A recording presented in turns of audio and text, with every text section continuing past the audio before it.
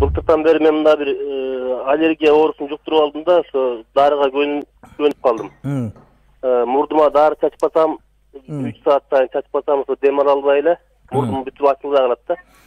Anan gede çaçkan gezde şu darının ançamın çaçıma tamakka gelgende var, dağımı tezilip kalat. Oşol darın çaçkanda mында çalkalap жатыш керек деп айтча, же көмкөрөсүнөн туруп чачсаңыз эле жарай береби? Жок, түз туруп деле отурган жерден эле чачсак болот. Бул жана спрей да.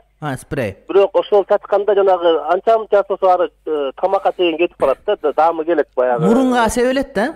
Ооба, мурунга себелет. Сиз мындай кыласыз, мурунду мындай тике отурган абалда башты эңкейтип туруп, мурунга себеңиз дагы жанагы бууланып туруп, тамчы суу болуп наракка кирип кетпесин деген сөз.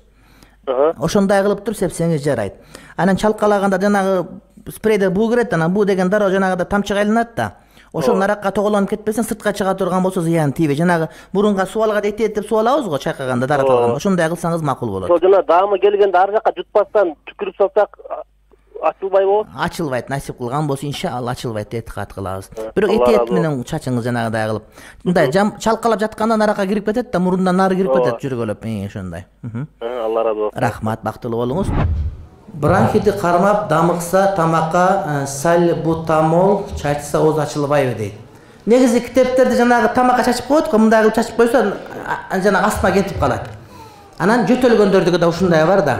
Алымдар айтышат, ошону сепкенде ошол тийип, анан жамгырга айланып буу болуп, тамчылап кирип кетсе бузулат дейт да. Анан мен өзүм абдан эле тажрыйба кылып көрдүм да, колго сээп көрсөм тамчы болгон жери жок да. Колу мындай кылып сээп көрдүм, мындай кылып сээп көрдүм. Анан мен тамчы болбойт экен, демек боло берет деген сөз. Ошого астмасы барлар сээп коюптур, орозосун Аллаху алам кармай берет. Өзүм тяжелый формада астмамын. Анан 3-4 жолу күндө жанагы винталин колдоном. Анан орозо кармасам болобу? Ошону колдонгондо мурдуңузга куясызбы, чачасызбы, же кандай кылып, же оозуңузгабы? Оозума чачам. Чачканда оозуңузду мындай жерди карап чачканда чачсаңыз болобу, же сөзсүз аспанды карап чачыш керек болобу? Башыңызды эңкейип жерди карап чачсаңыз болобу? Жок, жерди карабайм, түз эле мындай түптүз карап эле чачам. Ошону ушундай кылсаңыз болобу, башыңызды эңкейтип бир аз мындай бир 90 градус эмес, мындай бир ылдыйраак кылып мындай бир эңкейте аласызбы? Эңкейтип мындай тамакка жанагы чачылган тамакка кирип кетпей турган кылып, кайра чыгып кете турган сууларды кылып. Болот, ошентип чачсам болот. Антип болот. Ошентип чачып туруп, анан жанагы сууга айланганда жана чачкан нерсе тамактан өтүп кетпей турган болуп, кайра мындай шилекей менен ооз чайкаганда чыгып кете турган болсо, анда орозо кармай берсеңиз болот. Рахмат.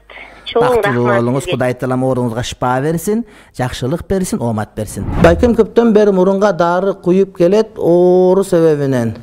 Ансыз тура албайт, орозону кантип тутат. Дарыны колдонбой жүрүп көрдү, дем ала албай кыйналып жатып калды.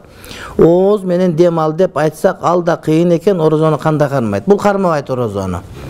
Анан жакшы болушту күтөт. Анткени бир күн болбосо бир күн бир дары чыгып калып, жакшы болуп айыгып кетиш оңой эле. Өлөт дегендер айыгып, өлбөйт дегендер өлүп калган көрүп эле жүрөбүз. Анан бирок ошентип ооруп жүрүп, анан өлө турган болуп калды, өлдү.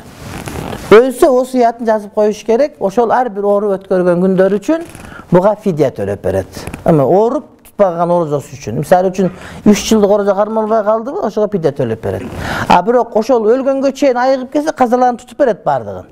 Казаларын тутуп берет мунуку. Бирок ооруп өлүп калса, ошол ар бир кармалбаган күн үчүн орозо бүтүн өлчөмү фидия берет.